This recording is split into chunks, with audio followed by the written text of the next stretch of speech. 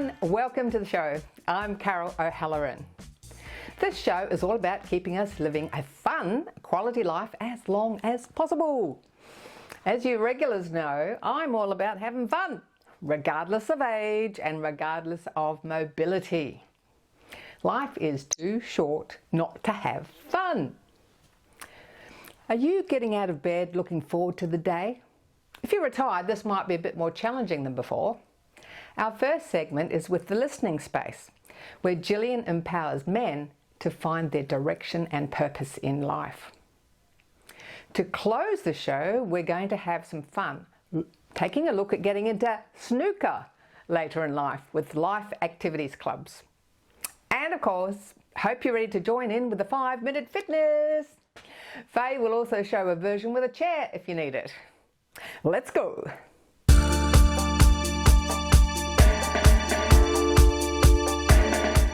Do you have a reason to get out of bed every day? Do you know what you want out of life? It's a situation that many of us encounter at some point in time.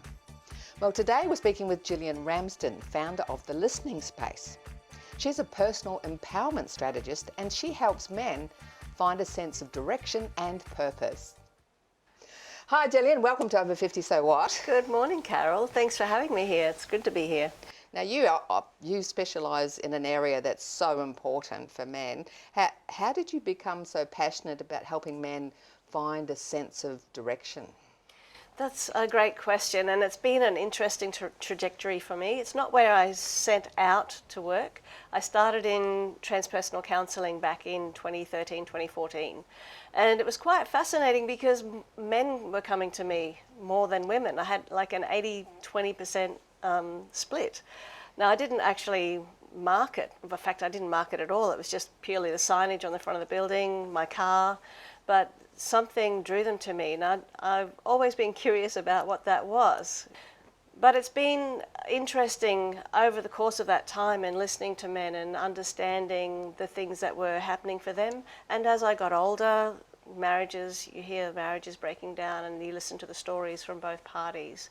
And very quickly, when I started on my coaching journey, I started to unpack what this was for men, and most of them were just feeling lost, and not lost as in they can't find their way home, lost as in just a lost sense of themselves and becoming disconnected with, you know, the reason for being here and their direction in life. Life wasn't feeling meaningful anymore to them. They were feeling unfulfilled, disconnected.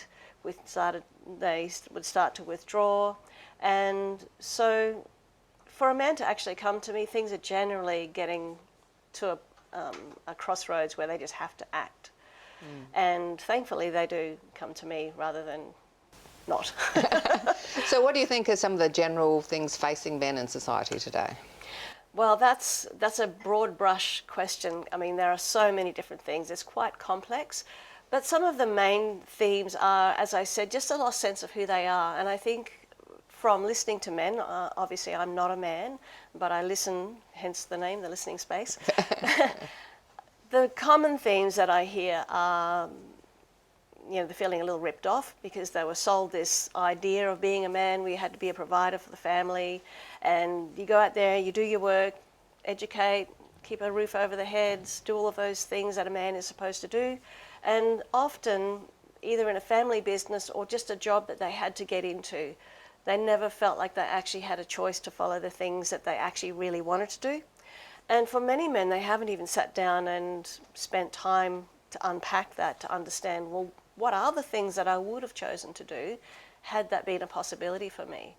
So I find it interesting when I'm talking to men. I mean, some are retired, but they're looking for something.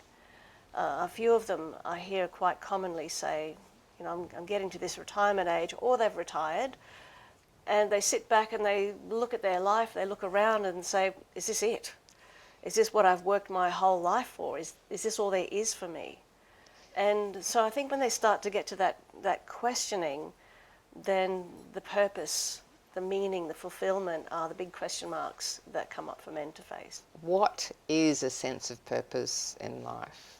And what is a sense of direction? How do you define that?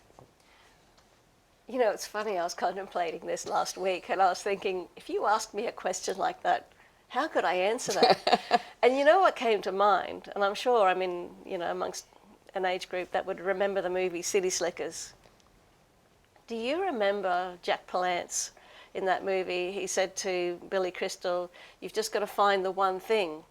And then Billy Crystal goes nuts saying, "Yes, but what's that one thing?" And it's like, well, you have to find that out for yourself.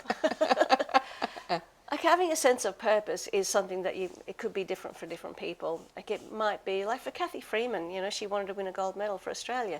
That was, you know, that was her goal. That was her sense of purpose.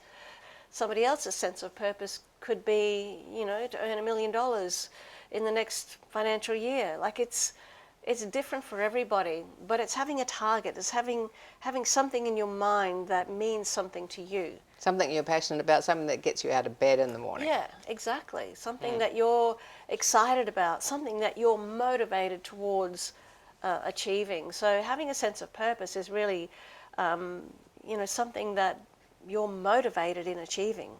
So it's a journey of discovery, and it's not an end point. Now, what about the situation where you've been in a job for a few decades and you realise you've been just doing a job because you're doing it to support your family and to support your partner, and like you're saying, a lot of the reasons men split up is because they're just so focused on the work and the job and being provider. Yeah. And you suddenly realise, what have I been doing this for? I'm not enjoying it. I don't really want to do this anymore. What do you say to those people? Look, change doesn't necessarily mean changing a job or changing a career. But if you don't have other elements of your life that are fulfilling, that are meaningful or give you some sense of purpose, then it'll start to feel very flat, very quickly, or slowly. You'll be doing it for decades. The job doesn't have to be the be-all and end-all, and we don't have to have earth-shattering change where we turn a world upside down in order to affect change. It can simply be, well, what am I telling myself about this? And I work with people to find their strengths and play to those strengths. And something that they might have been doing in a job that they didn't actually see was a way that they actually could get more meaning to the work that they're doing. They hadn't actually been aware that they could approach it in that way or have a different view about it. I've just been doing a series of workshops with behavioural profiling and helping people to understand their strengths and what they bring into a workplace and shifting their perspectives. Sometimes it's just as simple as shifting a perspective rather than changing a career that they've been in for decades. So you might think, oh, well, I really enjoy that part of my work. I should focus more on that. Yeah, but it is that and a little bit more in terms of what are you telling yourself when you leave the front door in the morning? And, you know, are you just dragging yourself to work? Or are you inspired by the people that you work with? Like maybe you like educating and maybe there are other people in the organisation that you can support and help and educate them from your vast knowledge of being in a job for, you know, 20, 30 years. So mentoring others. Yeah, so looking for opportunities to tap into what are your strengths, and then maybe that's another way you can find some meaning and purpose in the work that you're currently in. Or you can pursue a new career. I mean, I've got a client that I'm working with in his 70s who's doing exactly that. Well, thank you very much today for your time and all those amazing thoughts for people to think about and, you know, take action wherever they are in their lives, or they're stuck or they're having a little bit. That's been absolutely fantastic, and people can find you through the listing space. They can indeed, Carol. Thanks so much for your time. It's been a great conversation and I've really enjoyed being here. Thanks, Jillian.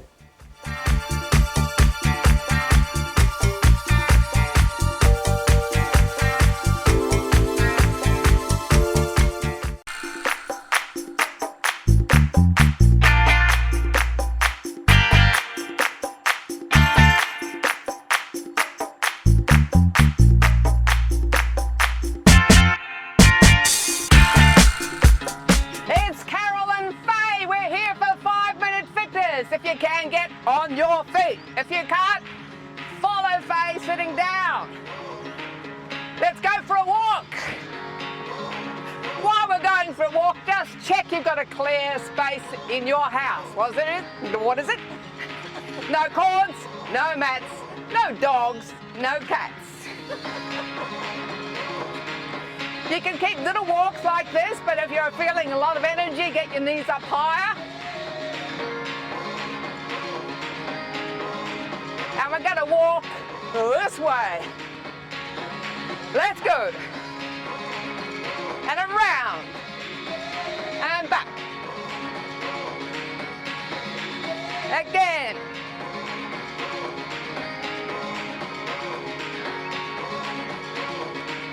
Now we're going to add drive the car. Grab the steering wheel.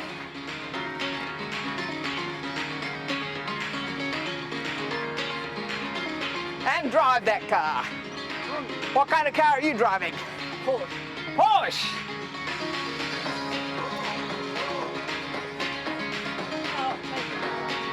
Okay, what kind of car are you driving now? Maserati. Maserati, okay. Walk. Last one.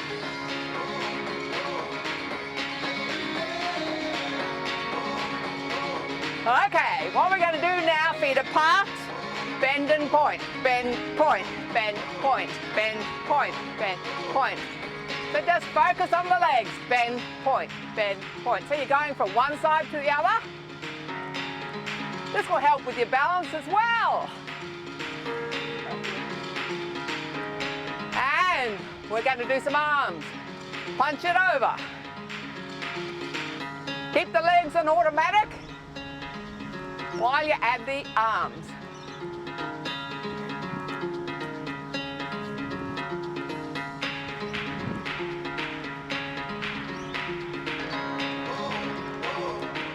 Okay, hold it there and walk. So we're going to do a clap when we walk to the side.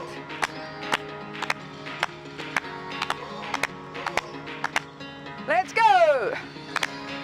Drive the car.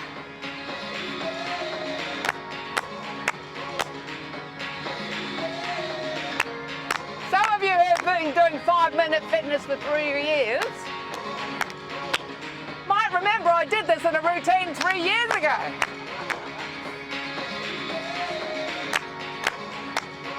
Drive the car.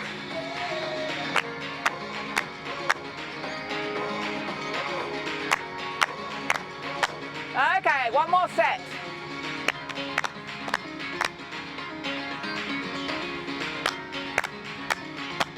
Okay, toe tap, tap, tap, tap, tap, tap, tap. We're gonna try a slow clap.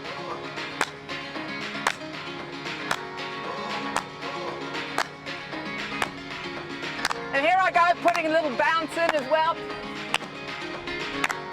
Now, let's try faster clap. So the feet are still going, but we're doing a double clap.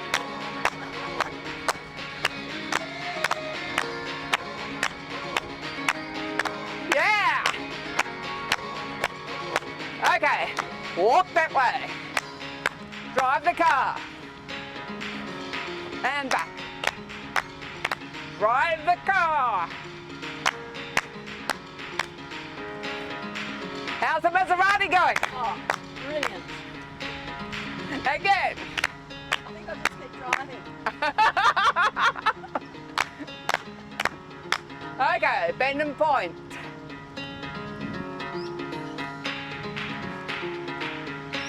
Punch it over.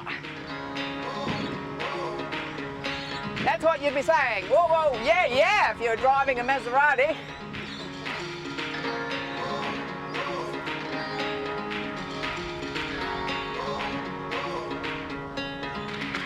Okay, we're going to go back to the toe tap. Are you ready? Hold it there. Are you ready? Here we go! Give yourselves a mighty clap! Woo! 5 minutes a day!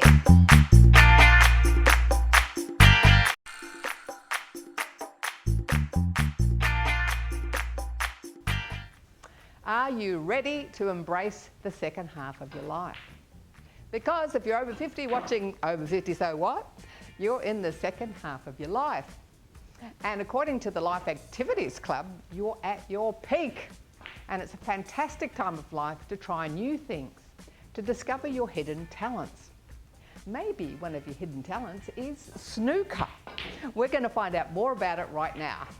Today we're going to learn all about snooker, well, some about snooker, with Olivier. Olivier is the convener for the Sandringham Life Activities Club. Hi Olivier, I'm very excited to try a bit of snooker, try something different. So what's the general philosophy of Life Activities Clubs? Well, it's basically to get older people out and to not just sit at home and vegetate. As you say, you know, over 50, so what? It's great, you know, why sit at home and vegetate? And I mean, I'm in my 70s, and a lot of our other players, they're in their 70s, 60s, and even 80s. And it's a great pastime, you know, recreational pastime. So if a new person like me who hasn't played snooker before, and the people watching may not have played snooker before, but they think, oh, I'll just give it a go. What are you going to do with me today? Well, I'm going to show you the basic, you know, skills of how to hold the cue and how to aim and what have you. And the better you can do that, the more interested you become in it. And like a lot of people that have just never played before or beginners, they may not be that interested because they don't have the skills. But once the skills can be imparted to you, it takes over itself.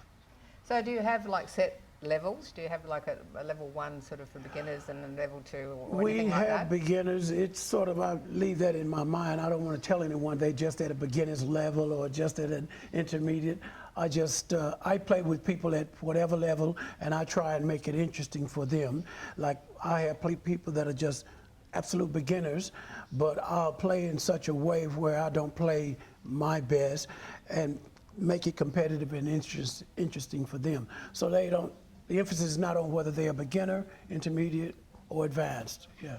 So like I mentioned, if someone hasn't played before, what tips would you give them for coming here the first time?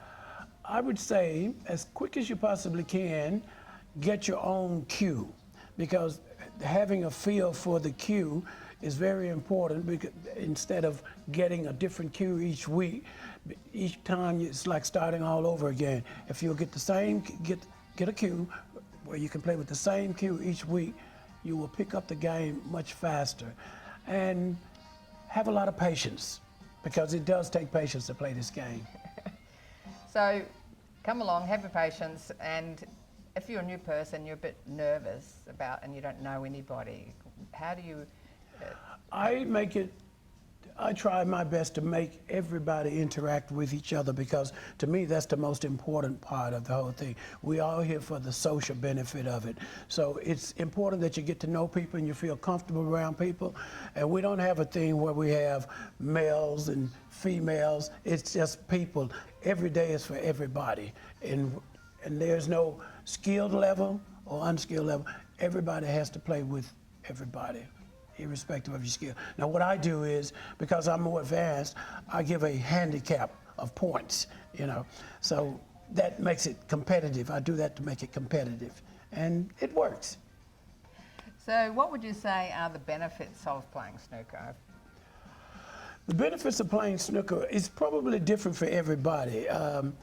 I tend to get very involved in it, and my offsider John, he tends to get very involved in it too. People like Karen will come down for half an hour, maybe an hour at the most, and it's off to the next thing. Oh, I gotta go. But John and I, we stay here until the cows come home, and yeah, we've been here as late as midnight sometimes, you know. So you mentioned before the mental benefits, the social benefits, making new friends, and also learning a new skill gives you... Learning a new skill, although for me it's not new. I think I first began playing when I was about 13 or 14 years old, and I quit playing for periods of 15, 20 years at a time. But I found myself always coming back to it again. So now in the twilight of my years, I'm probably going to be playing this game until I drop. If I'm lucky, I may drop in the pool room. It'd be unlucky for some others, you know, traumatic or whatever, but lucky for me, I might just drop in the pool room. So it gets you out of the house, basically. It gets me out of the house. Yeah, and so you're going to do it till you drop, so that's great. So Olivier, do you have to be a member of Life Activities Club? Yes, you do have to be a member of the Sandringham Life Activities Club, and it's just $25 per year, and you can come 3 days out of the week, Monday, Wednesdays, and Fridays, from 12 o'clock to 4 o'clock on Mondays and Wednesdays, and from 12 o'clock to 10 o'clock at night on Fridays, Okay. which is our favorite day. Olivier, I can't wait for you to get into it now, and you're going to show me a few moves, Of course. All right, From yes. the expert. Okay. Olivier, I played snooker, baby, one game when I was in my 20s, which is a long, long time ago. So I don't know anything about the scoring, how it works. Can you just run through the basics? Okay, so starting from square one. Okay, snooker as opposed to pool is a game of a little bit more advanced skill. It's 15 red balls and 6 color balls. And the object is to pot a red ball, and after potting the red ball, you select a color ball. And when all the red balls are gone, and all the colors are gone, it should add up to 147 points if it's been a perfect game.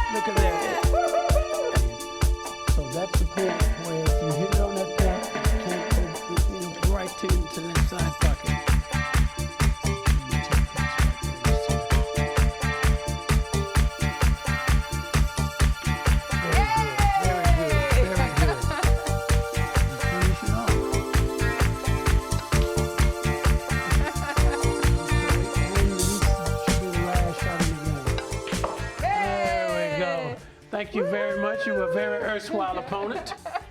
Well, I have to say, that was a bit like mindfulness. I mean, you're so focused when you do it. Like, you can't think of anything else. Like, you can't think of your problems. You have to focus on what you're doing. That's true. So thank you so much for that. It was lots of fun. If you're at home and you find it daunting, or you're a little bit, reluctant to come down and try it, yes, I admit it's a skilled game, but once you pocket a few balls, the elation will make you want to try it again and again, and before you know it, you're hooked on it. I've been hooked for 70 years now. Thanks for joining us today. If you missed the beginning of the show, you can always catch up through YouTube, Over 50 So What, or through CTV Plus on demand, or through the app CTV Plus. If you want to get the 7 powerful questions for men to reclaim your purpose and direction in life, check out the listening space. For info on any guest, check out our website. Thinking about trying something new like snooker or maybe some other activities? Look for a Life Activities Club near you and just do it. Join us on Facebook or Insta. Keep connected, keep active, and try something new every day. I'm Carol O'Halloran. Over 50, so what?